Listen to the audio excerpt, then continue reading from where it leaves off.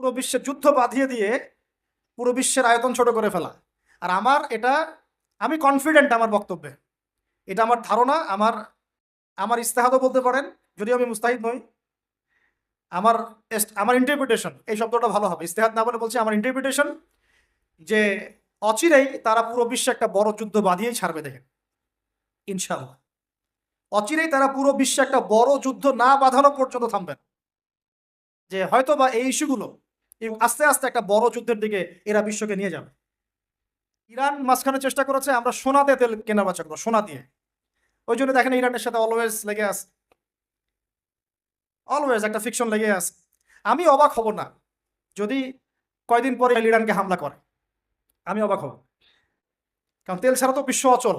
আপনি তেল ছাড়া এই বিশ্বে কিচ্ছু চালাতে পারবেন না, পারবেন? কিচ্ছু চালাতে পারবেন না, পুরোই অচল, কেউ কিচ্ছু বলতে পারে না। মিডিয়া কার হাতে? মিডিয়াগুলা ওদের হাতে। ব্যাংকিং সিস্টেম কার হাতে? ওদের হাতে। পলিটিক্যাল অ্যাফেয়ার্স গুলো কার হাতে? ওদের হাতে। অস্ত্র শস্ত্র, বড় বড় অস্ত্রগুলো কার হাতে? আরবের উপর নিয়ন্ত্রণ কার হাতে? আপনারা মনে করেন যে আরবের উপর নিয়ন্ত্রণ নাই, সব স্বাধীন? আরবের উপরে অদৃশ্য শিকল শিকল পড়ানো আছে। আলাইকুম ওয়া রাহমাতুল্লাহি ওয়া বারাকাতুহু। আলহামদুলিল্লাহ। আপনাদের এলাকার নাম হচ্ছে বদরগঞ্জ, হ্যাঁ? বদরগঞ্জ। বদরের যুদ্ধ কত হিজরিতে হয়েছে? বদরগঞ্জবাসীর এই খবর আছে কিনা, জানা আছে কিনা? জি বলেন। আপনারা তো জানেন, আলেমরা তো জানেন, আলেমদের কথা বলছি। জি, খ্রিস্টাব্দ না, হিজরি বলেছি। কত হিজরি? সুবহানাল্লাহ। সুবহানাল্লাহ। হ্যাঁ, গুগলে সার্চ দিয়ে বললেন নাকি? উত্তর ঠিক আছে, মাশাআল্লাহ। নবী সাল্লাল্লাহু আলাইহি ওয়াসাল্লাম নবী হয়েছেন 40 বছর বয়সে।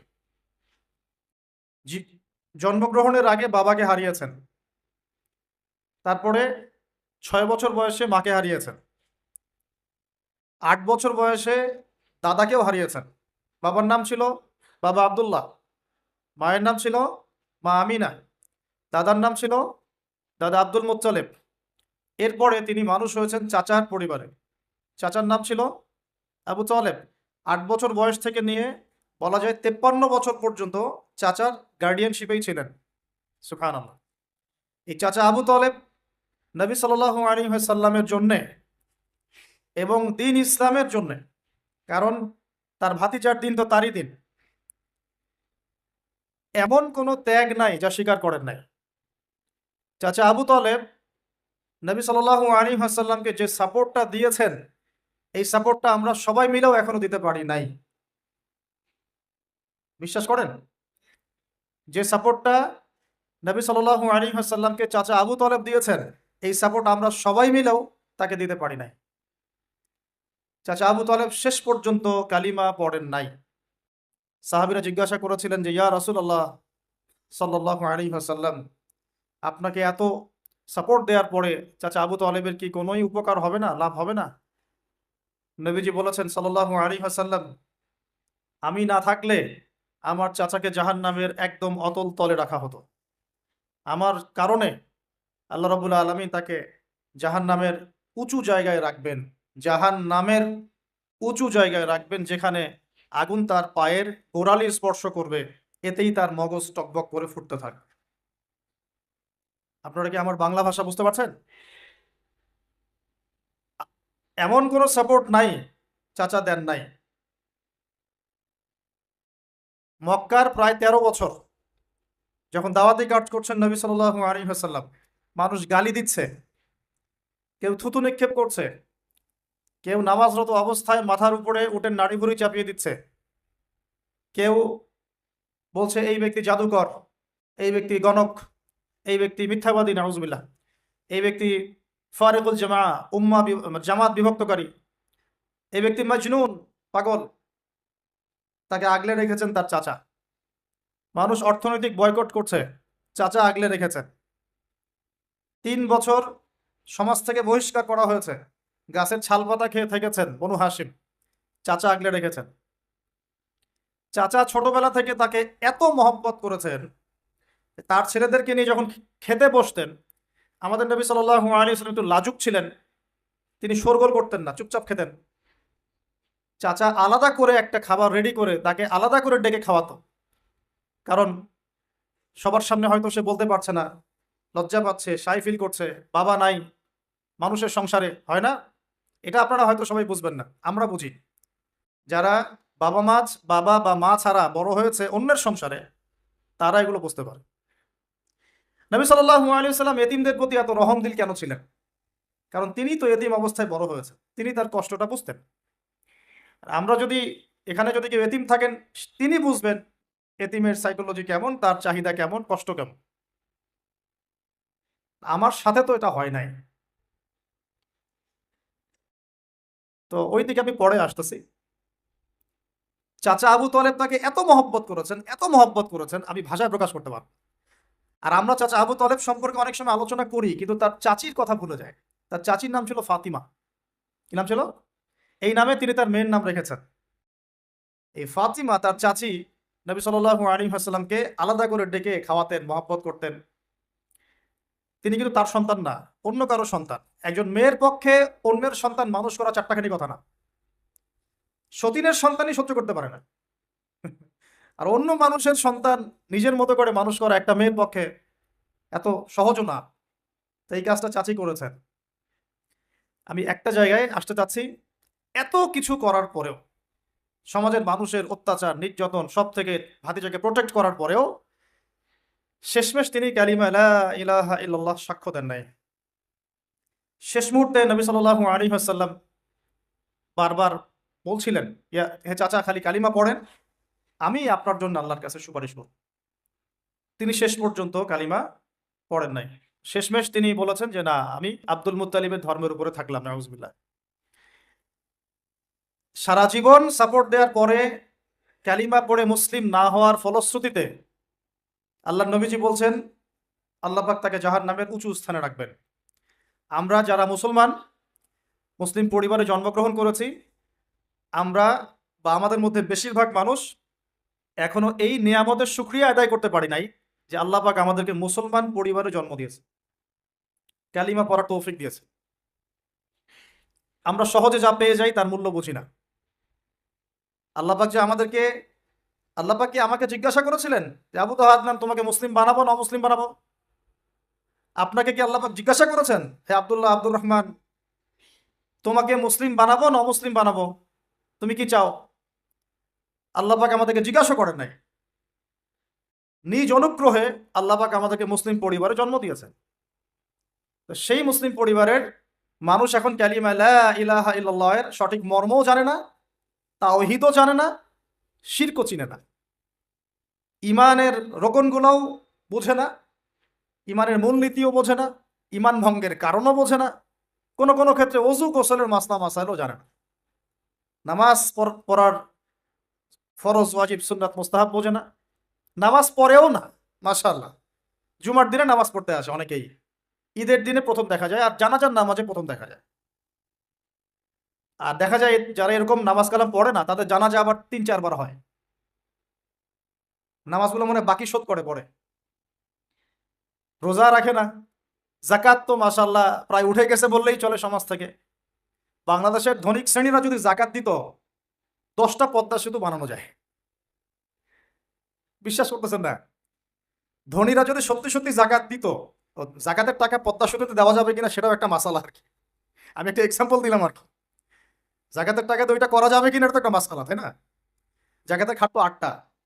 ইন্নামাস সাদাকাতু লিল ফুকারা ওয়াল মাসাকিন ওয়াল আমিলিনা আলাইহা ওয়াল মুআল্লাফাতি কুলুব ওয়া ফির রিকাব ওয়া ফি সাবিলিল্লাহ, এরকম কয়েকটা খাত আছে।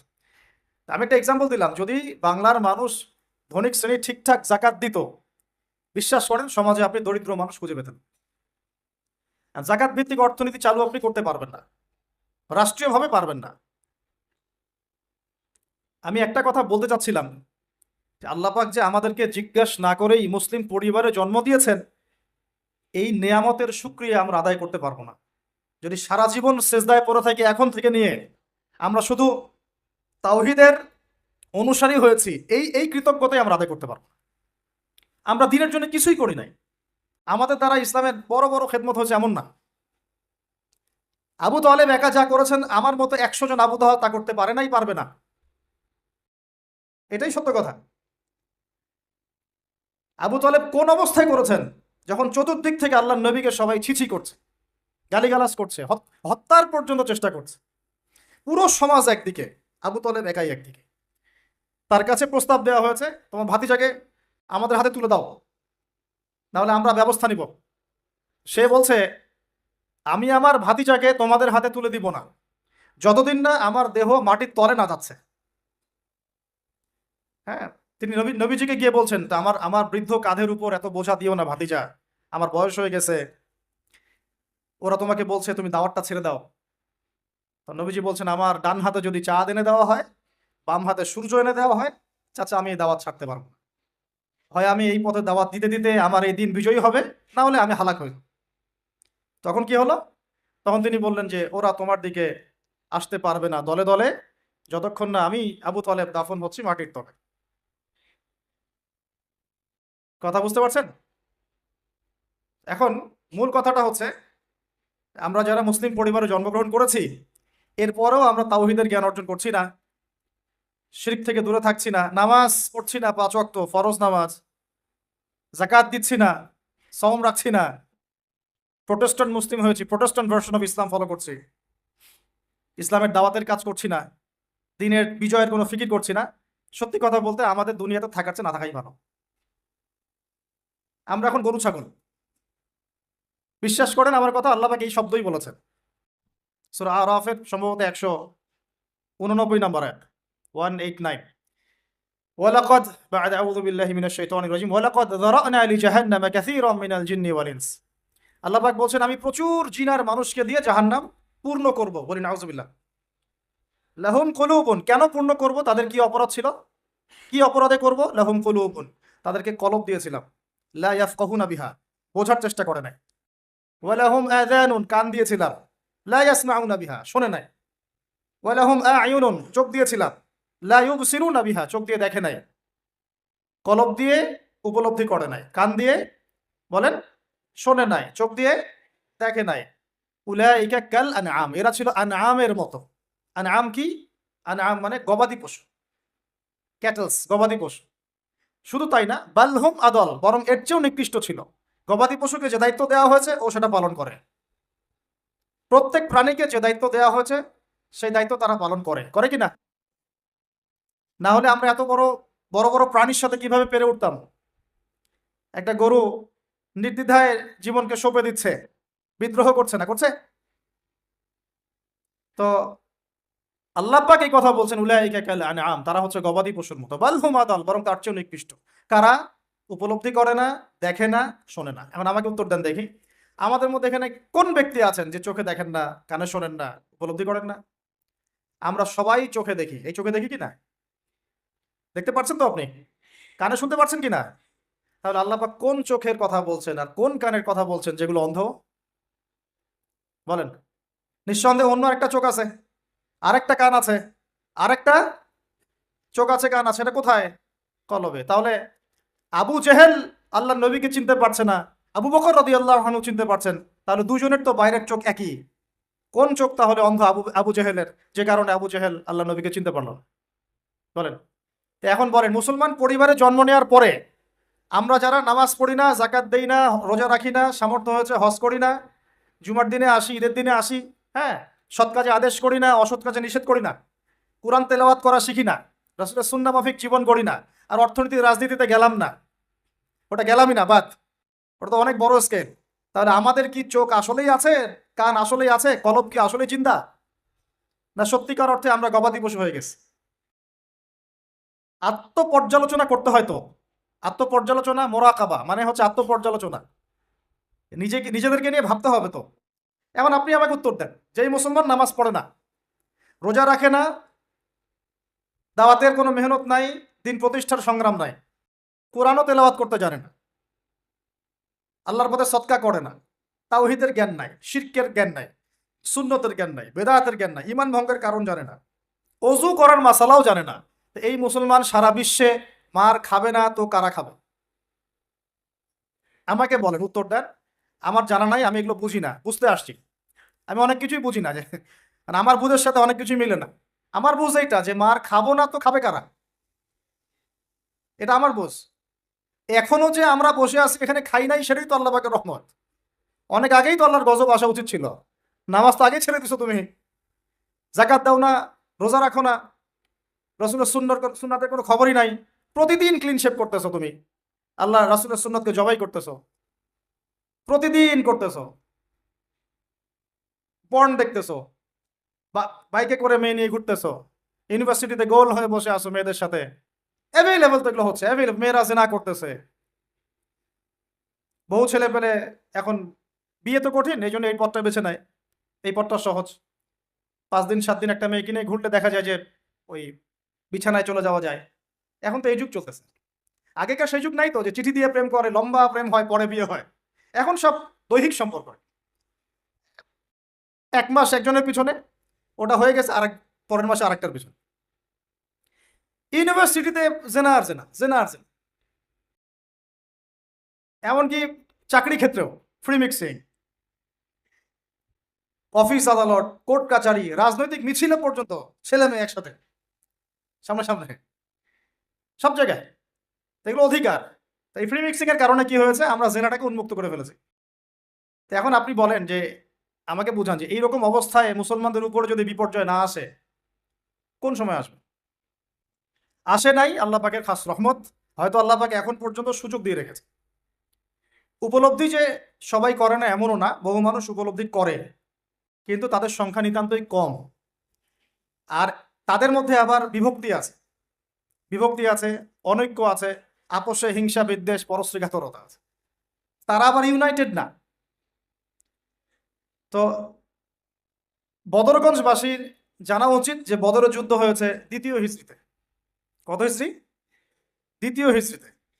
আল্লাহ নবী সাল্লাল্লাহু আলাইহি ওয়াসাল্লাম এই চাচার সংসারে মানুষ হয়েছেন প্রায় 53 বছর পর্যন্ত। এই চাচাই তাকে বিয়ে দিয়েছেন 25 বছর বয়স। তার আগে চাচার ব্যবসা তিনি সামলেছেন। ওই ব্যবসার এক কাফেলা খাদিজা রাদিয়াল্লাহু আনহার অর্থ ছিল। এই ব্যবসা দিয়ে তাকে টেস্ট করলেন, দেখলেন আমানতদার, সুদর্শন, মাশাআল্লাহ উন্নত চরিত্রের মানুষ, উন্নত রুচিবোধের মানুষ, আল আমিন, বিশ্বস্ত। বিয়ের প্রস্তাব পাঠালেন, চাচা বিয়ে দিয়ে দিলেন। তার সাথে? খাদিজা রাদিয়াল্লাহু আনহার সাথে। তখন তার বয়স কত ছিল? 25। তার বয়স কত? 40। আর আমাকে এই সেকুলার সমাজকে আমরা বলতে চাই, আমি বলতে চাই অ্যাটলিস্ট, মনে করেন কথার কথা যে আমার স্ত্রীর বয়স 40, আমার বয়স 25। এখন আমরা একে অপরকে মহব্বত করি, ভালোবাসি, আমরা সংসার জীবনে হ্যাপি, সুখী, এবং আমাদের সন্তান সন্ততিও হচ্ছে। এমন না যে আমরা মেডিকেল সায়েন্সের ভাষায় এইদিকে আমরা অক্ষম। মহব্বত আছে, দুজন দুজনকে পেয়ে সুখী, একে অপরকে ভালোবাসি, সন্তান হচ্ছে। আপনার কোনো সমস্যা? আমি আমার এই ম্যারিড লাইফে আমরা হ্যাপি, আপনার কোনো সমস্যা? আমার স্ত্রীর বয়স 40, আমার বয়স 25। মনে করেন আমার বয়স এখন 32-33 হবে আর কি, সূর্যের হিসেবে। কিন্তু বয়স কিন্তু ফিক্স হয় চন্দ্রের হিসাবে, আমরা সূর্য হিসাব করি। এখন ধরেন আমি একটা বিয়ে করলাম, ধরেন ধরেন ধরেন তো স্ত্রীর বয়স মনে করেন 16 বছর। কত? মনে করেন 16 বছর। 16 বছর একটা মেয়ের কি হায়েজ হয়? হায়েজ হয়? হায়েজ বোঝেন? আচ্ছা, সে কি সন্তান জন্মদানে সক্ষম? সক্ষম। সে কি ম্যাচিউরড, ফিজিক্যালি স্ট্রং? এখন ওর বয়স 16, আমার বয়স 32। এখন ও আমার সাথে হ্যাপি, আমি তার সাথে হ্যাপি, সন্তান জন্ম হচ্ছে, দুজন সুখে আছি, মহব্বতের সাথে আছি, সুস্থ আছি। কোনো সমস্যা আপনার? তো এই হলো অবস্থা, সার্কাস। এখন এই 16 বছরের মেয়ে, আপনার মেয়ে, আপনি বিয়ে দিতে পারবেন না। বলবেন যে আপনি আপনি রাষ্ট্র আইনের বিরুদ্ধে কথা বলছেন। না, আমি বিরুদ্ধে কথা বলছি, আমি বুঝাচ্ছি যে এটা কতটা অসার একটা আইন। 16 বছরের একটা মেয়ে যদি জেনা করে, আপনি উৎসাহিত করছেন।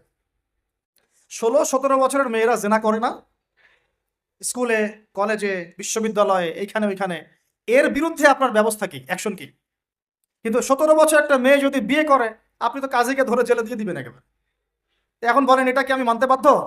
এখন জোর করে চাপাই দিলেন, ল করে দিলেন, মানতে বাধ্য হয়ে গেলাম। তা আসলে কি কোরআন সুন্নাহ সমর্থিত হলো? এখন জবাব দিবেন আল্লাহর কাছে আপনি। জনগণ কিছুই বলতে পারবে না। আমরা শুধু জ্ঞানতাত্ত্বিক একটা ডিবেট করলাম এবং আপনাকে দেখালাম যেটাকে অসার। তারপরেও যেটা হয়েছে হোক, অ্যাটলিস্ট বিয়েটা সহজ করলে ভালো হতো, বিয়েটা কঠিন হয়ে গেছে, এই জন্য এটা জেনার রাস্তা বেছে নেয়। তো আমরা জেনাকে উস্কে দিচ্ছি। আরে ভাই 16-17 বছর তো দূরের কথা, এখন 13-14 বছরের মেয়েরাই দেখবেন ঠিক নাই। আপনি মনে করেন এখনকার স্কুল কলেজের মেয়েগুলো খুব দুধে ধোয়া তুলসী পাতা? যখন 15 বছর আগে যে যুগটা ছিল, 20 বছর আগে, আর এখন তো আর অনেক আপডেটেড। এখন ওরা ওইসবে বিশ্বাসী না। গল্প করে যে কার কয়টা, কার কয়টা। কোন ভাই হাসেন না, কোন ক্ষেত্রে মাদ্রাসাও এর থেকে মুক্ত হয় নাই। আমাদের দিকেও তো বলতে হবে, ইনসাফ করতে হবে তো। বহু মাদ্রাসাতেও জেনার ঘটনা ঘটছে এখন, কারণ এটা পর্নোগ্রাফির যুগ। কিসের যুগ?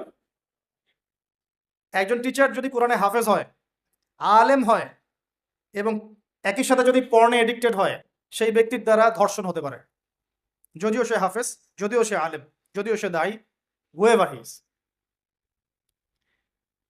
এরকম ঘটনা ঘটছে। যেই করুক এটা পাপ। শাস্তিও আবার কি? ধর্ষণের শাস্তি কি? ইসলামের শাস্তি কি? মৃত্যুদণ্ড। কয়টা কার্যকর করতে পারবেন আপনি? তো সব দিকে সমস্যা। আমি যে পয়েন্টে আছে এখানে চলে আসেন। তার বয়স তখন 40, আমাদের নবীজির বয়স 25। ম্যারিড জীবনে হ্যাপি, 6টা সন্তান হয়েছে। কয়টা? আর নবী সাল্লাল্লাহু আলাইহি ওয়াসাল্লাম খাদিজা রাদিয়াল্লাহু আনহার কাছ থেকে যে মমতা, যে ভালোবাসা, যে সাপোর্ট পেয়েছেন, এটা বিরল। এই যুগে এমন মেয়ে পাওয়া হয়তোবা সম্ভব না। কারণ এই যুগে তো আমরাও সাহাবীদের মতো না। আমরা যদি সাহাবীদের মতো না হতে পারি, আমরা মহিলা সাহাবীদের মতো স্ত্রী আশা করি কিভাবে? মাশাআল্লাহ, এখন নবী সাল্লাল্লাহু আলাইহি ওয়াসাল্লামের কাছে সমাজের জাহিলিয়াত ভালো লাগে না। বোঝার চেষ্টা করি। কি জাহিলিয়াত ভালো লাগে না? তিনি দেখেন যে মক্কার মানুষ মূর্তি পূজা করে, তিনি দেখেন মক্কার মানুষ সুদ খায়, মক্কার মানুষ জেনা করছে, মাদক খাচ্ছে, হানাহানি মারামারি কাটাকাটিতে আছে, তার এগুলো ভালো লাগে না। তিনি এখান থেকে সরে যান, দূরে দূরে থাকেন, দূরে দূরে থাকেন। হেরা হেরা পাহাড় আছে, হেরা গুহা, ওই পর্বতের গুহায় তিনি একা একা নির্জনতা অবলম্বন করেন। কারণ যখন আপনি একটা ভালো রাস্তায় থাকবেন, সমাজের অন্যান্য খারাপ বিষয়গুলো আপনার পছন্দ হবে না, নিজে থেকে ভালো লাগবে না। এই যে আপনি আপনি আমি যতটুকু ইমানদার, পাশে কনসার্টের গান কানে আসলে আপনার খারাপ লাগে না? লাগে তো, আপনি বুঝতে পারেন না? চোখের মধ্যে খারাপ কিছু পড়ে গেলে আপনার খারাপ লাগে, মনে হয় যে এখান থেকে চলে যেতে পারলেই বাঁচি। আপনি বাসে যাচ্ছেন, দেখলেন যে ড্রাইভার গান ছেড়ে দিল, দিদি তেরা দেবার দিওয়ানা, আর বাসে কেন জানি এইসব গানই বাজে। আমরাই নাকি ভাষার জন্য আবার যুদ্ধ করেছি, লজ্জা আমাদের। আমরাই নাকি ভাষার জন্য রক্ত দিয়েছি, কিন্তু আমাদের সব কেন জানি হিন্দি সংস্কৃতি। হ্যাঁ, তো কত বড় ভণ্ডামি আমাদের মধ্যে আছে দেখেন। ভাষার জন্য আমরা লড়াই করেছি, জীবন দিয়েছি, গর্বের। এটা অবশ্যই আমাদের জন্য গর্বের। কিন্তু আমাদের ঘরে ঘরে এখন হিন্দি কেন? ঘরে ঘরে হিন্দি কেন? তাহলে আমরা কি, এটা কি দিবস পালন করার বিষয়, না আদর্শ লালন করার বিষয়? কোর্ট কাচারি অফিস আদালত সবকিছুর ভাষা হচ্ছে ইংরেজি, ওখানে বাংলা চলে না কেন? আমরা কি ইংরেজির জন্য যুদ্ধ করেছি? এই উপমহাদেশ 200 বছর শাসন করেছে ব্রিটিশরা, ওরা চলে গেছে, 200 বছর পিটিয়েছিল খুব আমাদেরকে, তারপর আমাদের বাপদাদারা যুদ্ধ করে ওদেরকে এখান থেকে তাড়িয়ে দিয়েছে। কিন্তু ওরা চলে গেলেও ওদের কোনো সুন্নত নিয়ে যায় নাই, ওদের সব সুন্নত দিয়ে গেছে। কোর্ট কাচারির সুন্নত দিয়ে গেছে, অর্থনৈতিক ব্যাংকিং সুন্নত দিয়ে গেছে, রাজনৈতিক সুন্নত দিয়ে গেছে, এমনকি পোশাক আশাকের সুন্নতও দিয়ে গেছে, এমনকি বাথরুমের টয়লেট ওইটাও দিয়ে গেছে। সবখানে এখন হাইকমোড ব্রিটিশ ইংলিশ। তো ওরা কি আসলেই চলে গেছে, আর আমরা কি আসলেই স্বাধীন? কে বলবে এগুলো, আর কে ভাববে? আর মানুষ এগুলো কবেই পজিটিভলি নেওয়ার চেষ্টা করবে আল্লাহ ভালো জানেন। বাট আমরা বলে যাচ্ছি, ইনশাল্লাহ একদিন না একদিন ইসলাম হবে ইনশাল্লাহ। আল্লাহ পাক যেন সহজ করেন এবং কবুল করেন। এখন কথা হচ্ছে যে তিনি দেখেন আরবের লোকজন সুদ খায়, মদ খায়, জেনা করে ইত্যাদিতে, তিনি একা একা থাকা শুরু করলেন। একা থাকতে থাকতে ওই সময় তিনি যেভাবে ইবাদত করতে পারতেন সেভাবে ইবাদত করেছেন। আগেও ইবাদতের কিছু সিস্টেম ছিল, কারণ আরবের মানুষরা দাবি করতো তারা হচ্ছে মিল্লাত ইব্রাহিমের উপর আছে, বিকৃত, কিন্তু ওরা মনে করতো আমরা ইব্রাহিমের ধর্মের উপরেই আছি। এখন 40 বছর বয়সে নবী সাল্লাল্লাহু আলাইহি ওয়াসাল্লামের কাছে প্রথম ওহীটা চলে আসতো। প্রথম ওহী কি ছিল ভাই? কোন সূরা? সূরা আলাকের কত নম্বর আয়াত? প্রথম আয়াতটা, প্রথম ওহীটা কি সংক্রান্ত ছিল? নামাজ পড়ো, রোজা রাখো, হজ করো, যাকাত দাও, মূর্তি পূজা করো না। কি বলেছেন আল্লাহ পাক? ইকরা বিসমি রাব্বিকাল্লাযী খালাক। হে নবী, কথাটা বুঝুন। হে নবী মুহাম্মদ সাল্লাল্লাহু আলাইহি ওয়াসাল্লাম, আপনি যেগুলো দেখে ব্যথিত, যে সমাজটার এই যে জাহেলিয়াত আপনি দূর করতে চান, যাদেরকে নিয়ে আপনি চিন্তাগ্রস্ত, আপনার কাছে ভালো লাগে না এই জাহিলিয়াতগুলো, এগুলোকে দূর করতে হলে আগে পড়াশোনা করতে হবে, জ্ঞান লাগবে। আগে কি লাগবে? ওই জায়গায় মুসলমানরা পিছিয়ে পড়ার কারণে আজকে এই অবস্থা আছে। দুজনের বুঝে আসছে, দুজন ঠিক বলছে। ওই ইকরা বিসমি রাব্বিকাল্লাযী খালাক, এই পড়াশোনা থেকে আমরা পিছিয়ে পড়েছি বলেই আমাদের আজকে অবস্থা হচ্ছে। বলছেন, এখন বলবেন যে আমরা তো পড়াশোনা করছি, সাক্ষরতার হার তো আমাদের 80, 67, 77 এরকম আর কি। তো সত্যিই কি পড়ছি? কি পড়ছি? ইকরা বিসমি রাব্বিকাল্লাযী খালাক অর্থ হচ্ছে পড়ুন আপনার রবের নামে, যিনি আপনাকে, যেই জ্ঞান আপনাকে আপনার স্রষ্টার দিকে নিয়ে যাবে সেটাই তো জ্ঞান। আর এখনকার আমাদের জ্ঞানগুলো কি সত্যি আমাদেরকে আল্লাহর দিকে নিয়ে যাচ্ছে নাকি আল্লাহ থেকে দূরে সরাচ্ছে? তাহলে বোঝেন। এখন আপনি যদি বলেন যে তাহলে কি আপনি শুধু মাদ্রাসা শিক্ষাকেই সমর্থন করছেন, জেনারেল শিক্ষা সমর্থন করছেন না? আমি বলবো না, আমি নিজেও জেনারেল শিক্ষিত একজন মানুষ। আমরা অনার্স মাস্টার্স করেছি এবং আমরা কখনো সেকেন্ড হইনি আলহামদুলিল্লাহ, একবার ছাড়া। তো আমরাও জানি ব্যাপারগুলো কি। আমরা জেনারেল শিক্ষার উপকারী শিক্ষাগুলোকে সমর্থন করি, কিন্তু কোরআন এবং সুন্নাহ ইসলামের মূল শিক্ষাটাকে বাদ দিয়ে এই জেনারেল শিক্ষা আমার কোনো উপকার করবে না। আবার একই সাথে কোরআন এবং হাদিস এই দুটাতে দক্ষ হয়েও যদি আমরা বর্তমান বিশ্বের উপকারী জ্ঞানগুলো অর্জন করতে ব্যর্থ হই, তখন কোরআন সুন্নাহকে হাতে নিয়েও এই বিশ্বকে চ্যালেঞ্জ করতে পারবো না। তাহলে দরকার কি? সমন্বয়। এই সমন্বয় হওয়া উচিত ছিল আজকে থেকে 50 বছর আগে। এখন আমাদেরকে এগুলো নিয়ে কথা বলতে হচ্ছে, এটাই দুঃখজনক। যেখানে শিক্ষা প্রতিষ্ঠান আছে, রাষ্ট্রীয় নিয়ন্ত্রণাধীন প্রতিষ্ঠানে হয়তো আপনি ইন্টারফেয়ার করতে পারবেন না, কিন্তু ব্যক্তিগত উদ্যোগে যত শিক্ষা প্রতিষ্ঠান আছে এগুলোতে ইসলামিক শিক্ষা এবং জেনারেল শিক্ষা দুটাকে সমন্বয় করার চেষ্টা করে। আল্লাহ পাক তৌফিক দান। দেখবেন আগামী 10 বছরের মধ্যে একটা আলোকিত প্রজন্ম গড়ে উঠবে ইনশাআল্লাহ। আমার ছেলে বাংলা, ইংরেজি, অঙ্ক সব শিখবে, এদিকে হাফেজে কোরআন হবে, আরবি ভাষা শিখবে, আরবি ব্যাকরণ শিখবে, হাদিসের ইবারত পড়ার যোগ্যতা অর্জন করবে, মোতাআলা করবে। মাশাআল্লাহ, একদিন দেখা যাবে সে কোরআন সুন্নাহর জ্ঞানেও দক্ষ হয়েছে, এদিকে সে ডক্টর হয়েছে, মাশাআল্লাহ, সে ইঞ্জিনিয়ার হয়েছে, পাইলট হয়েছে, সেনাবাহিনীর মেজর কর্নেল হয়েছে। সম্ভব না? অনেক ডক্টর দেখবেন যে 50 বছর বয়স হওয়ার পরে ইসলামের দিকে এসে চর্চা করা শুরু করে, তারপরে দিনের দিকে হেদায়েত হয়ে দিনের উপকারে কাজ করছে। অনেক ইঞ্জিনিয়ার সাহেব এই কাজ করছেন। অনেক অনেক আর্মি অফিসার, র্যাবের, পুলিশের, বিজিবি, তারা দেখবেন যখন রিটায়ার্ড করে বা যখন মানে সিনিয়র হয় তখন গিয়ে চর্চা করা শুরু করে, এবং তখন তারা আবার দিনের জন্য অনেক কিছু করতেও চায়, করে, অনেকে করে না। তারা কি অমুসলিম নাকি? তারা তো আমাদেরই ভাই, আমাদের ভাই না? শোনেন, যদি বাংলাদেশ রাষ্ট্রীয়ভাবে কখনো জিহাদে যায় কুফফারদের বিরুদ্ধে, তাহলে আমরা যাব না তারা যাবে? যাবে তো তারাই। জি, আপনি যাবেন না, যাবে তো তারাই। আপনার আমার কি প্রশিক্ষণ আছে? যদি বাংলাদেশে কোনো, মনে করেন যে 100% ইসলামী জ্ঞানে পরিপূর্ণ কোনো নেতা আসছে, আমির, রাষ্ট্রীয় আমির, এখন সে চিন্তা করলো যে আমি এর বিরুদ্ধে সৈন্য পাঠাবো, ভাবতে পারে কি পারে না? 73 সালে 6টা মুসলিম দেশ সৈন্য পাঠিয়েছিল। মিশর ছিল, জানেন না আপনারা এগুলো ইতিহাস, 6 দিনের যুদ্ধ।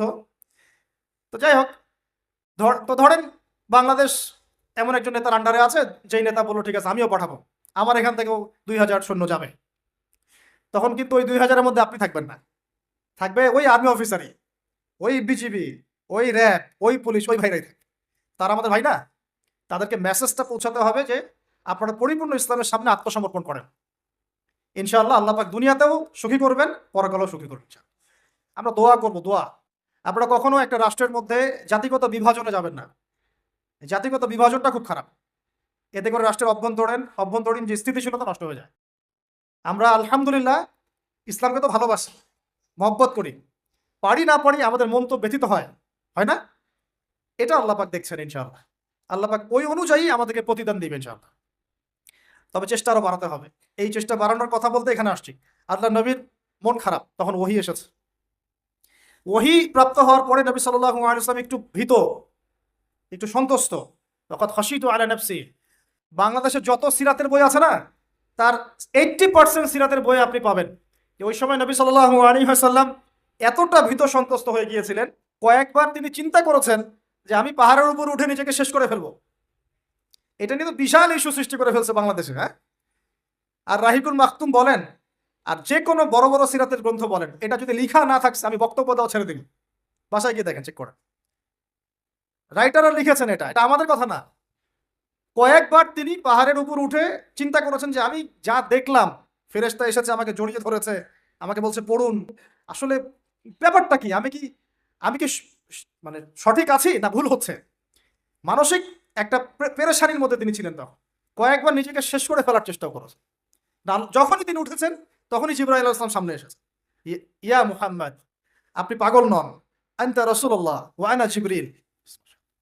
হে মুহাম্মদ, আপনি পাগল নন, আপনি হচ্ছেন আল্লাহর মনোনীত রাসূল, আর আমি জিবরাইল, আপনি বিচলিত হবেন না। আরো একদিন আবার জিবরাইল আলাইহিস সালাম হাজির। এভাবে হতে হতে তিনি আশ্বস্ত হলেন যে হ্যাঁ, আসলে যা হচ্ছে সব সঠিক। এটা কি একটা বড় ঘটনা না? এরপরে তিনি বাসায় আছেন, বেশ কয়েকদিন ওহী আসা বন্ধ আছে। আল্লাহ পাক প্রস্তুত করছেন তাকে, কারণ ব্যাক টু ব্যাক ওহী আসতে থাকলে এটা একটা ওয়েট আছে, নেয়ার মতো ক্ষমতাকে তৈরি হতে হয়তো। দ্বিতীয় ওহীটা আসছে, এটা আমি একটু আলোচনায় টাচ করে সামনে যাব। তিনি কম্বল দিয়ে ঘুমিয়ে আছেন, আল্লাহ পাক ওহী পাঠালেন। যখন ওহী পাঠাচ্ছেন, খাদিজা রাদিয়াল্লাহু আনহা দেখছেন যে নবী সাল্লাল্লাহু আলাইহি ওয়াসাল্লাম একটু অস্বাভাবিক আচরণ করছেন। তিনি বলছেন আপনি শুয়ে পড়েন, রেস্ট নেন। নবীজি বলছেন আমার এখন রেস্ট নেওয়ার সময় নাই। আল্লাহ পাক আমাকে বলেছেন, ইয়া আইয়ুহাল মুদ্দাসসির, হে কম্বল আবৃত রাসূল, কুম, উঠে দাঁড়ান, ফাআনজির, মানুষকে সতর্ক করেন। তো কুম ফাআনজির অর্থ মানে এই না যে বিছান থেকে উঠে মাটিতে দাঁড়ান, মানে হচ্ছে আপনার কাছে যা আসছে এটা সত্য, এটা দ্বীনে হক, আল্লাহর পক্ষ থেকে আসছে, অতএব আপনি এই সত্যের বাণী নিয়ে সমাজের মধ্যে দাওয়াতি কাজে নেমে পড়েন। ফাআনজির, মানুষকে সতর্ক করেন। ও রব্বাকা ফাকাব্বির, আপনার রবের তাকবীর পাঠ করেন। ওয়া সিয়াবাকা ফাতাহহির, আপনার কাপড় পরিচ্ছন্ন রাখেন। কাপড় মানে শুধু বাইরের পোশাক না, ভিতরের হৃদয়ের পোশাকটাও। ওয়া রুজসা ফাহজুর, যত অনর্থক বিষয় আছে ছেড়ে দেন। ওয়ালা তামনু তাস্তাকসির ওয়া লিরাব্বিকা ফাসবির, কিছু পাওয়ার আশায় আপনি কাউকে সদকা করেন না, কারো কাছে কিছু পাওয়ার আশায় আপনি সাদাকা করেন না, বরং আপনার রবের জন্য আপনি সবর করেন। কত গভীর কথা। এটা নিয়ে কিন্তু আলোচনা খুব বেশি হয় না। আমরা আলোচনা করি প্রথম ওহীটা কি ছিল, এটা দ্বিতীয় ওহী ছিল। উঠুন উঠুন, সতর্ক করুন, আপনি যা ভাবছেন এরকম কিছু না, আপনি নবী, আপনি শেষ নবী, এই মহাবিশ্বে আপনার মতো কোনো নবী আসে নাই, আপনি সর্বশ্রেষ্ঠ নবী, আপনি সর্বশ্রেষ্ঠ আখলাকের অনুসারী, আপনার উম্মত হচ্ছে সর্বশ্রেষ্ঠ উম্মত। আপনি উঠুন, মানুষকে সতর্ক করুন, কাপড় পবিত্র রাখুন, অনর্থক বিষয় ছেড়ে দেন, আল্লাহর জন্য সবর করেন, আল্লাহর জন্য তাকবীর পাঠ করেন, বলেন আল্লাহু আকবার। এই শুরু হলো মিশন। এই মিশন শুরু হওয়ার পরে 13 বছর, কয় বছর ভাই? 13 বছর মক্কায় তিনি প্রথম 3 বছর গোপন দাওয়াত দিয়েছেন, তারপরে প্রকাশ্য দাওয়াত দেওয়া শুরু করেছেন। এই প্রকাশ্য দাওয়াত যখনই দেওয়া শুরু করেছেন, ব্যাস সমাজে কনফ্লিক্ট লেগে গেল, হক আর বাতিলের লড়াই। তিনি যাদেরকে নিয়ে দাওয়াত দিচ্ছেন, আবু বকর সিদ্দিক, ওসমান বিন আফফান, আব্দুর রহমান বিন আউফ, তালহা বিন উবাইদুল্লাহ, সাদ ইবনে আবি ওয়াক্কাস, হ্যাঁ, বেলাল ইবনে রাবাহ, আব্দুল্লাহ বিন মাসউদ, এরকম সাহাবী 40 জন বা 80 জন। আর নিজের ঘরে আছে স্ত্রী আলী ইবনে আবি তালেব, যায়েদ ইবনে হারেসা, জাফর বিন আবি তালেব। আর এই দাওয়াত যখন চলতে লাগলো, সমাজের মানুষ প্রকাশ্য রূপ যখন ধারণ করলো, এই পক্ষে আছে আবু জেহেল, আবু লাহাব, উতবা, শাইবা, রাবিআ, আশরাক বিন শারিক, এরকম কিছু মানুষ। ঠিক আছে, এমন কনফ্লিক্ট যে এটা কিছুতেই মিউচুয়াল হচ্ছে না, কিছুতেই হচ্ছে না। সিরাত পড়তে হবে আপনাদেরকে, একটা লেকচারে সবকিছু তো বলা যাবেই না, সময় আমাদেরকে অ্যালাউ করবে না, পাশাপাশি আমারও এনার্জি কুলাবে না। ঠিক আছে, এমন কোনো কষ্ট নাই যা তাকে দেয়া হয় নাই, সাহাবীদেরকে দেয়া হয় নাই। অর্থনৈতিক বয়কট, উত্তরাধিকার থেকে বঞ্চিত করা, বাড়ির থেকে পিটিয়ে বের করে দেয়া, হ্যাঁ, উল্টা ঝুলায় লটকায় রাখা, আমাদের রিমান্ডগুলোর মতো, শারীরিক নির্যাতন, মানসিক কষ্ট তো আছেই, এটা তো মানসিক কষ্ট তো আছেই, বলার তো আর অপেক্ষা রাখে না। তারপরে কেউ বেচাকেনা করবে না, চলাফেরা করবে না, সামাজিক বয়কট, রাস্তা দিয়ে গেলে মানুষ টিটকারি মারে, যে পাগল যাচ্ছে, এই যে জাদুঘর যাচ্ছে। ব্যাপারটা বোঝার চেষ্টা করেন। মানে এমন কোনো নির্যাতন নাই যা করা হয় নাই। আমি ক্ষুদ্রজ্ঞানে দেখেছি প্রায় 14 বা 15 বার আল্লাহ নবী সাল্লাল্লাহু আলাইহি ওয়াসাল্লামকে হত্যা করার চেষ্টা করা হয়েছে। প্রায় 14-15 বার তাকে হত্যা করার চেষ্টা করা হয়েছে। আর তাকে সারা জীবনে প্রায় এরকম 15-16টা গালি খেতে হয়েছে। সারা জীবনে কাকে খেতে হয়েছে? যে মানুষের আগেও কোনো গুনাহ নাই, পরেও কোনো গুনাহ নাই, যিনি সব কষ্ট করছেন শুধু উম্মতের জন্য। কারণ তিনি তো মাকামে মাহমুদে যাবেন, জান্নাতুল ফিরদাউসুল আলায় যাবেন। তার কি নিজের নিজের জন্য এই কাজগুলো করা? 13টা বছর যখন মক্কায় এভাবে নির্যাতিত হতে হলো, এই যে বলা হচ্ছে সাহাবীদেরকে গলায় দড়ি দিয়ে রাস্তায় হেঁচড়ে নিয়ে আসা হয়েছে, উত্তপ্ত বালুর মধ্যে শুইয়ে উপরে পাথর চাপা দেওয়া হয়েছে, আগুনের কয়লা জ্বালিয়ে দেওয়া হয়েছে, উপরে শুইয়ে দেওয়া হয়েছে, গায়ের চামড়া এবং গোশত চর্বি এগুলো গলে গলে কয়লা নিভে গেছে। আমরা কি একটু ইমাজিন করতে পারি কিনা আসলে কি হয়েছিল 1400 বছর আগে? এগুলোই হয়েছে। এগুলো ইসলামের চিরায়ত সুন্নত। হকপন্থীদের উপর এগুলো আসবেই। যদি না আসে, ওয়াল্লাহি আপনি হকপন্থী না, ওয়াল্লাহি আপনি হকপন্থী না। আপনি প্রোটেস্ট্যান্ট ভার্সন অফ ইসলামে আছেন অথবা মডারেট ইসলামে আছেন, এটাও ঠিক ওটাও ঠিক, আমি মাঝামাঝি থাকবো। আমি এটা ফখর করে বলছি না। পশ্চিমের কয়েকটা কান্ট্রি থেকে আমাকে অফার করা হয়েছিল মালয়েশিয়া সফরের পরে, যে আমাদের এখানে আসেন, দাওয়াতি কাজ করেন। মানে দাওয়াতি কাজ করেন মানে কনফারেন্স, এইভাবে কনফারেন্স করেন। মালয়েশিয়া যেমন হয়েছে আমরা আয়োজন করতে যাচ্ছি, 7 দিনের জন্য আসেন, 3 দিনের জন্য আসেন, ঠিক আছে? তা আমি বললাম যে আমার লেকচার কি শুনছেন কোনোদিন আপনারা? তো বলে না, বিভিন্ন ক্লিপ দেখেছি, পুরো লেকচার তো শোনা হয় না। তো বললাম যে আগে ইউটিউব চ্যানেল থেকে সব লেকচারগুলো শুনেন, তারপর যদি মনে হয় যে ওখানে গেলে আমি সেফ, তাহলে নিয়ে যান। যদি মনে হয় যে এইসব লেকচার দেওয়ার পরে ওই সভ্যতায় গিয়ে কেউ সেফ থাকতে পারে, আমাকে আবার গুয়ান্তানামায় পাঠিয়ে দিবে না, আবু গারিব কারাগারে পাঠিয়ে দিবে না, তাহলে নিয়ে যান। তো এখন পর্যন্ত আর রেসপন্স করেন নাই। তো মডারেট ইসলামের সুযোগ নাই ইসলামে। ইসলাম ইসলামী। ওই পশ্চিমা আদলে আমরা মডারেট হয়ে যাব, ওদের আদর্শ চলবে, আমাদেরটাও চলবে, তালগোল পাকায় একটা ভিশন 2030 বানাবো, এইসব ইসলাম চলবে না। বুঝতে পারছেন না কথা? ইসলাম চির প্রাচীন, চির নতুন, চির আধুনিক, এর কোনো ব্যতিক্রম ব্যত্যয় নাই। ওর মূলনীতির কোনো পরিবর্তন হবে না। ওর মূলনীতির জায়গায় থাকবে, কিন্তু হয়তো প্রযুক্তিগত উন্নয়ন হতে পারে, শাখা প্রশাখাগত কিছু ফুরুই পার্থক্য আসতে পারে, কিন্তু আসলি কোনো পার্থক্য আসবে না। তো যে কথাটা বলেছি, এটা চিরায়ত সুন্নত, যে নির্যাতনটা মক্কায় হয়েছে।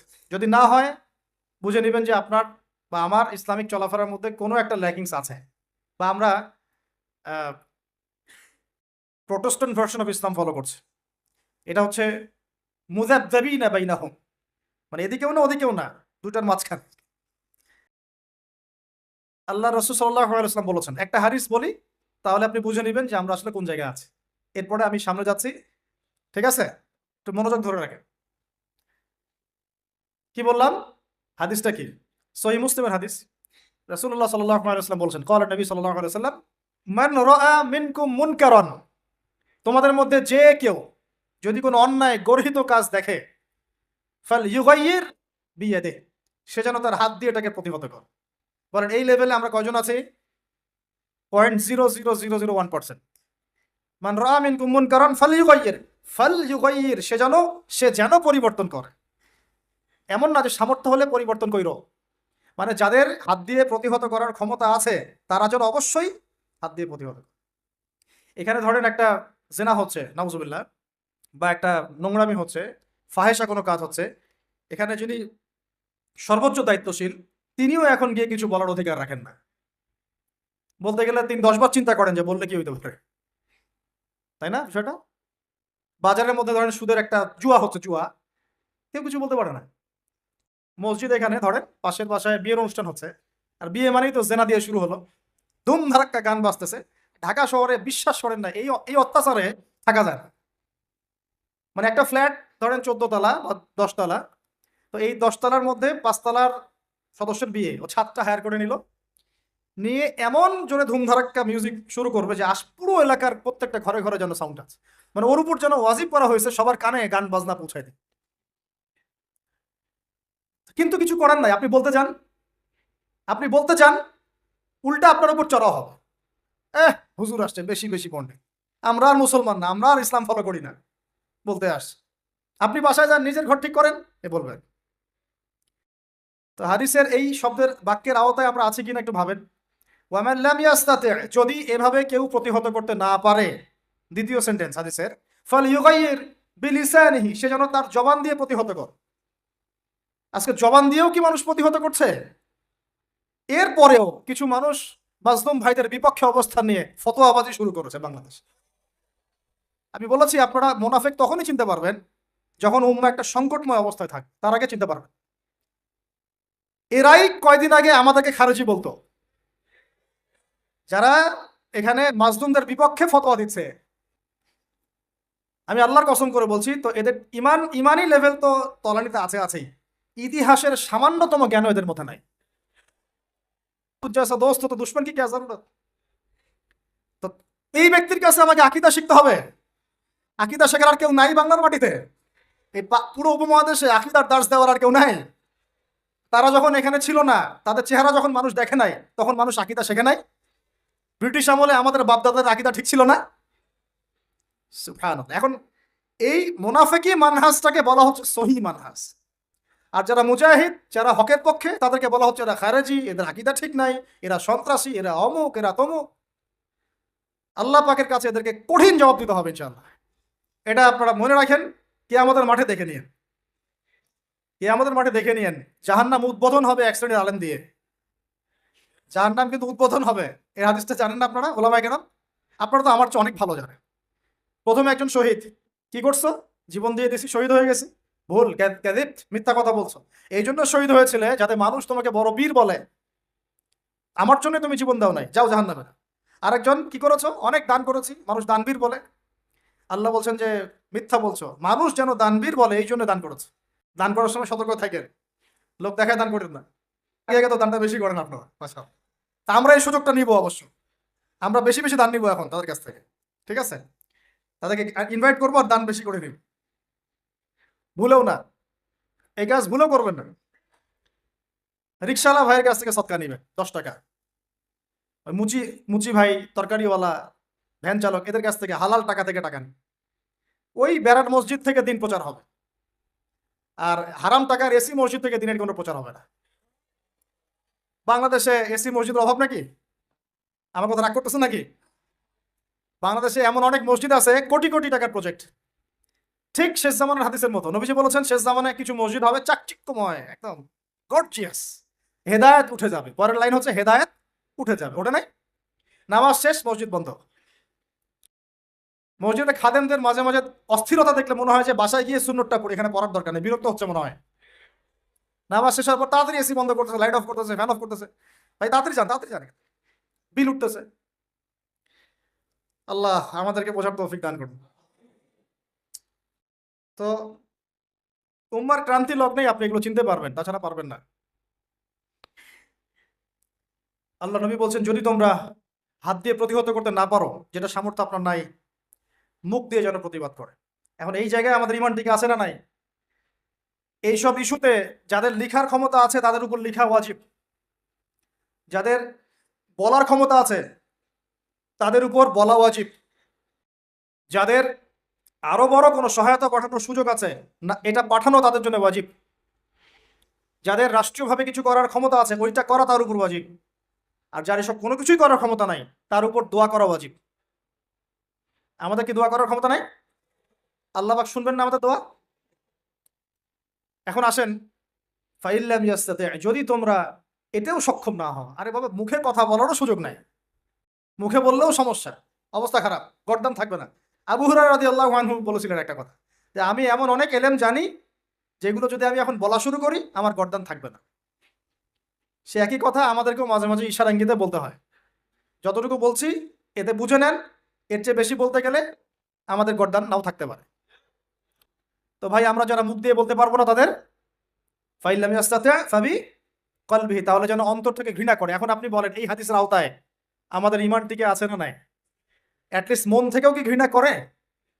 সাধারণ মানুষ মন থেকে অন্তত ঘৃণা করে। আর যদি ওয়াযালিকা আদআফু মিনাল ঈমান, মানে এটা হচ্ছে ঈমানের সবচেয়ে নিচু লেভেল, তার মানে যার মন থেকেও ঘৃণা আসছে না, ঈমানের সাথে কোনো সম্পর্ক নাই। ব্যাস, সোজা কথা। তো এখন আমাকে বলেন, যারা চোখের সামনে এই জুলুম, নির্যাতন, অন্যায় বছরের পর বছর দেখে আসতেছে, তার উপরে মাজলুমদের পক্ষ না নিয়ে জালেমদের পক্ষে ফতোয়াবাজি করতেছে, ইমানের কোন লেভেলে তারা আছে? তাদের কাছে আমাদেরকে দিন শিখতে হবে, ওখানে আকীদার দার্স দিতে হবে, ওখানে আমাদেরকে সহি শিখতে হবে, সহিটা শিখতে হবে। আর সমস্ত ওলামায়ে কেরাম মরে গেছে সারা ওয়ার্ল্ড থেকে। আল্লাহর ওয়াস্তে নিজের আকীদা, নিজের আমল নামার ফিকির করেন। কেউ কাউকে বাঁচাবে না কালকে আমাদের মাঠে। যদি এই দুনিয়াতে আমরা হকপন্থী না হতে পারি, শ্বাস চলে গেলে আর হকপন্থী হতে পারে। আমরা কিছু করতে পারবো না, আমরা জানি। এখন এখানে বসে দোয়া করতে পারছেন, আপনি হয়তো আপনি মন থেকে ব্যথিত হচ্ছেন, হ্যাঁ, মুখ দিয়ে কিছু প্রতিবাদ করতে পারছেন, ফেসবুকে কিছু লিখতে পারছেন, এই তো আপনার দৌড়। আমাদের দৌড় এই পর্যন্ত না। আমরা তো রাষ্ট্রীয়ভাবে চাপ দিতে পারবো না, ওই জায়গায় আমরা নাই। আমরা তো তাদের প্রতিবেশী রাষ্ট্রও না যে সীমান্ত খুলে দিবেন, ওরা চলে আসবে রোহিঙ্গাদের মতো। পারবেন না। রোহিঙ্গাদের সময় আমরা সীমান্ত খুলে দিয়েছিলাম না? লক্ষ লক্ষ রোহিঙ্গা আসে নাই, আশ্রয় দেয় নাই? করবো। অ্যাটলিস্ট মন থেকে তো আমরা এটার প্রতিবাদ করবো নাকি? ঘৃণা লালন করবো, আল্লাহর কাছে দোয়া করব, আমাদের মাজলুম ভাইদের জন্য আমরা দোয়া করবো, এগুলো তো করতে পারি। আর যদি এগুলোও না করি, আমাদের দায়িত্ব আমরা এড়িয়ে যাই, কালকে আমাদের মাঠে কি আমরা জবাব দিতে পারবো? আপনারা ওলামায়ে কেরামদেরকে জিজ্ঞাসা করেন, বড় বড় ওলামায়ে কেরামদেরকে, আহলুল ফেসবুক ওয়াল জামায়াত কেনা, আহলুল নেফাক ওয়াল জামায়াত কেনা, ঠিক আছে, আহলুল রিয়াল ওয়াল জামায়াত এদের কেনা, আহলুল মাল ওয়াল জামায়াত এগুলো না। হকপন্থী ওলামায়ে কেরাম যারা, তাদেরকে জিজ্ঞাসা করবেন, যদি কোনো মুসলমান মেয়েকে তুলে নিয়ে যাওয়া হয়, ফিকহের যে কোনো কিতাব থেকে ফতোয়া নেবেন, যদি কোনো মুসলমান মেয়েকে কেউ অন্যায়ভাবে তুলে নিয়ে যায় মুসলিম রাষ্ট্র থেকে এবং তার শ্লীলতাহানি করে, তাকে রেপ করে, ধর্ষণ করে, তাহলে তার উপর আমাদের হুকুম কি, আমাদের করণীয় কি? ওলামায়ে কেরামকে জিজ্ঞাসা করে ফতোয়া নিয়েন, কি ফতোয়া দেয়।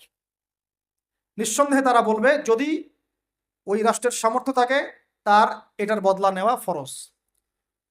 যদি তাকে কোনো কুফার নিয়ে চলে যায়, জিম্মি করে রাখে, তাকে উদ্ধারের চেষ্টা করা ওই মুসলমানদের উপর ফরজ।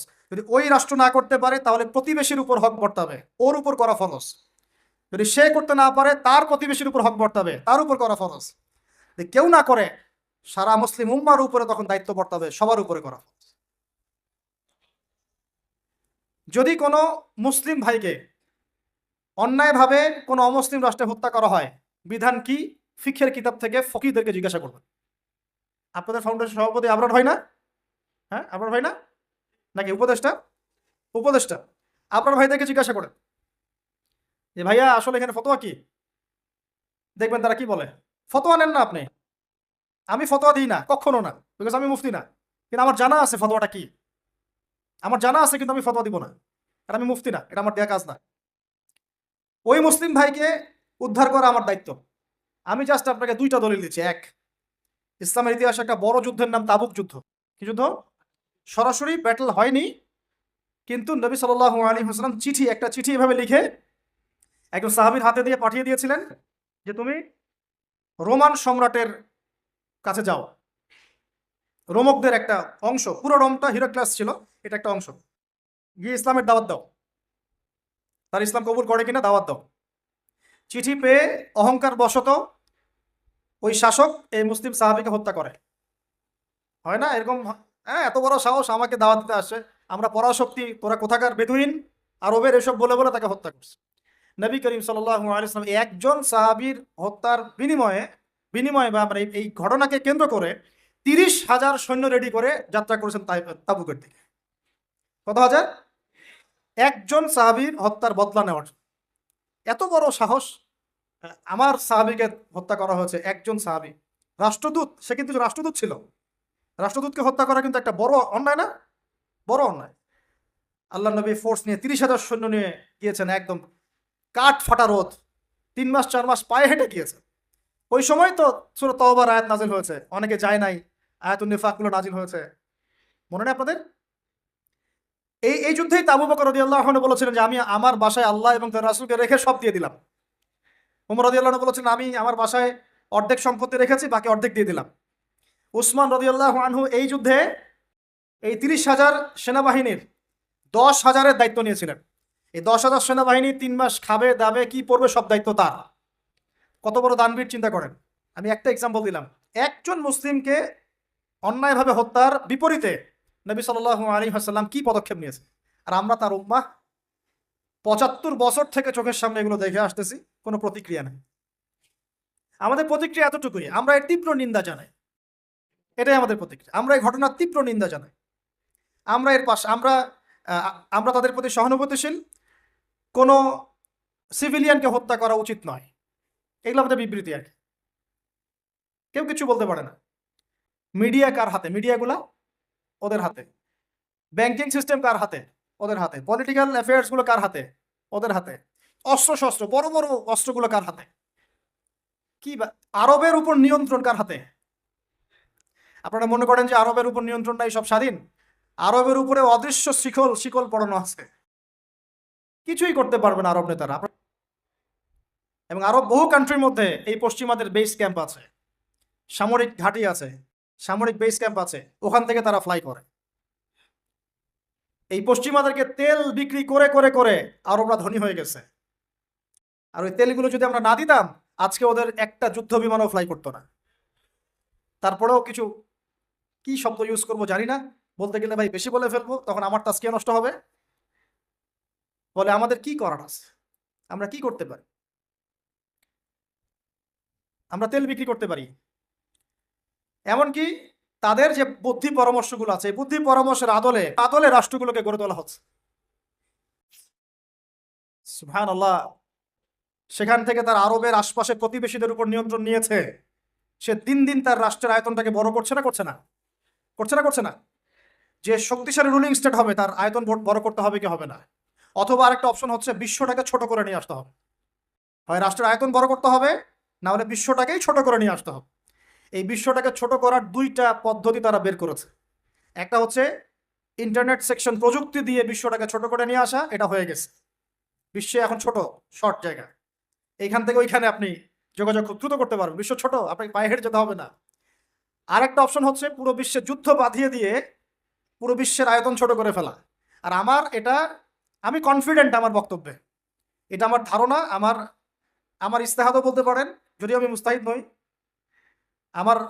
আমার ইন্টারপ্রিটেশন, এই শব্দটা ভালো হবে, ইস্তেহাদ না বলে বলছে আমার ইন্টারপ্রিটেশন, যে অচিরেই তারা পুরো বিশ্বে একটা বড় যুদ্ধ বাঁধিয়েই ছাড়বে, দেখেন ইনশাআল্লাহ।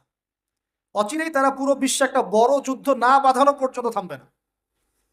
আর আমার ধারণা, ইন্টারপ্রিটেশন, বা শুধু আমার ধারণা না, অনেকেই ওয়ার্ল্ডের অ্যানালাইসিস যারা করে তারা বলে যে হয়তো বা এই ইস্যুগুলো আস্তে আস্তে একটা বড় যুদ্ধের দিকে এরা বিশ্বকে নিয়ে যাবে। এই যুদ্ধগুলো এমনি এমনি লাগে নাই, এরা লাগায়, পিছন থেকে লাগায়। ওদের স্বার্থ কি? অস্ত্র বাণিজ্য। কি বাণিজ্য?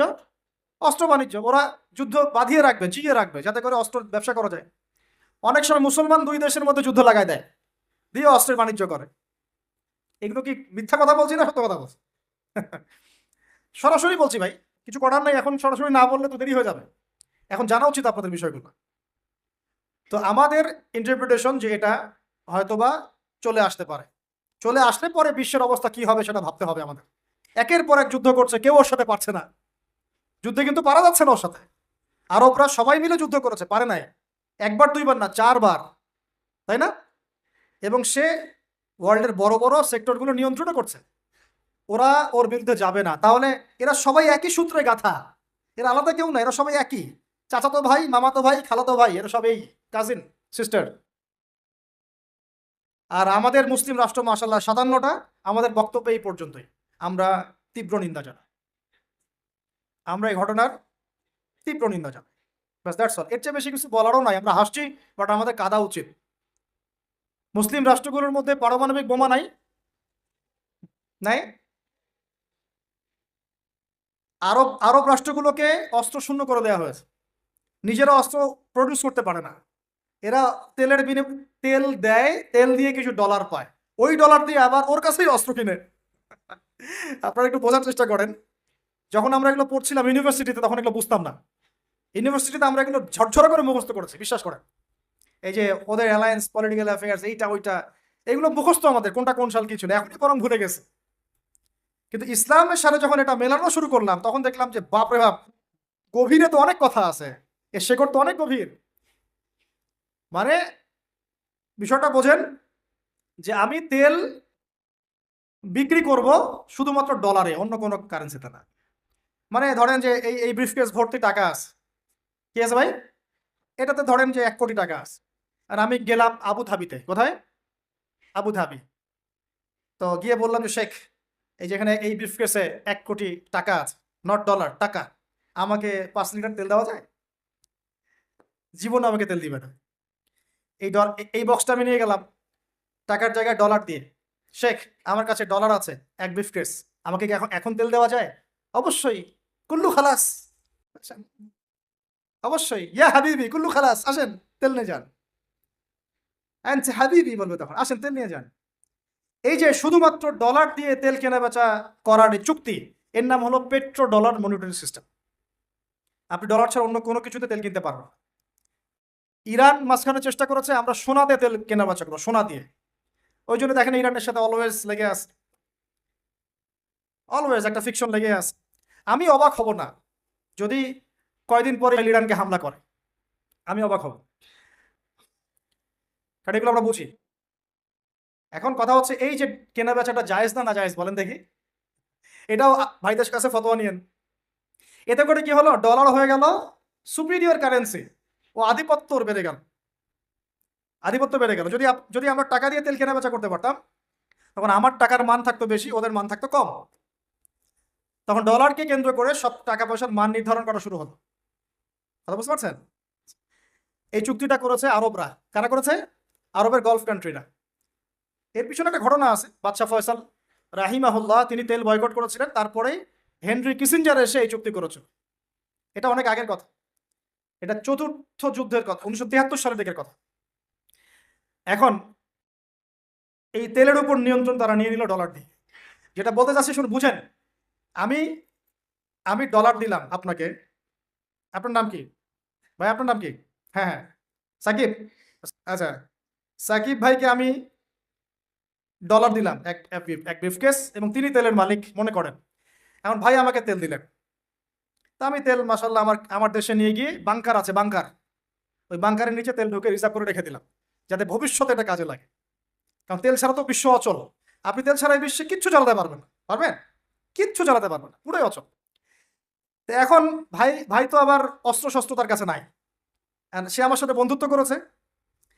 এখন আমি তাকে বোঝাচ্ছি যে আপনার তো নিরাপত্তার জন্য অস্ত্র দরকার, আপনার আশপাশে অনেক শত্রু আছে, আপনার শত্রুরা তো অভাব নাই, তাহলে অস্ত্র কিনতে হবে না আপনার? ও বলছে হ্যাঁ কিনতে হবে। তো তাহলে অস্ত্র তো আপনি বানাতে পারেন না, সেই প্রযুক্তি আপনার নাই। আমার দেশে অনেক অস্ত্র আছে, এগুলো আপনাকে দেই, আপনি ডলার দিয়ে এগুলো কিনে নেন। প্রথমে যে ডলারটা আমি ওকে দিয়ে তেল নিয়েছি, ওই ডলারটা আমি আবার ওর কাছ থেকে নিয়ে আমার অস্ত্র দিলাম ওকে। লাভ কার? বুঝেন নাই মনে হয়। প্রথমে আমি দিয়েছি ওকে ডলার, সাকিবকে, সাকিব দিয়েছে আমাকে তেল। সেই তেল নিয়ে আমি আমার দেশে রিজার্ভ করেছি, তেল তো আমার থাকলোই। আর আমার ডলার হলো কারেন্সি, সুপিরিয়র কারেন্সি, যা দিয়ে অন্য কারেন্সির মান নির্ধারণ করা হয়। এবার ওকে বুঝালাম তোমার অস্ত্র নাই, ও বলছে তো আমার তো প্রযুক্তি নাই, তাহলে আমাকে আপনি কিছু অস্ত্র বিক্রি করেন আমার কাছে। তা আমি কিছু অস্ত্র, আমার তো অস্ত্র অভাব নাই, আমি যত ইচ্ছা এগুলো বানাতে পারি। যেটা বানাচ্ছি ওর চেয়ে অত্যাধুনিকটা আমার কাছে আছে। ওকে এমন কিছু দিব না যেটা দিলে ও আবার আমাকে আক্রমণ করতে পারে। ওকে এমন অস্ত্রই দিব যেটা আমার প্রতিহত করার ক্ষমতা আছে। অথবা ব্যালিস্টিক মিসাইল ওকে দিব না, ওকে অন্য কিছু দিব। আমি এখন ওকে অস্ত্র কিছু দিলাম, ওই যে ডলারটা প্রথমে দিয়েছি ওইটা আবার সে আমাকে দিয়ে দিল। কিছু কি বুঝলেন? এইটাই চলতেছে আরবের মধ্যে।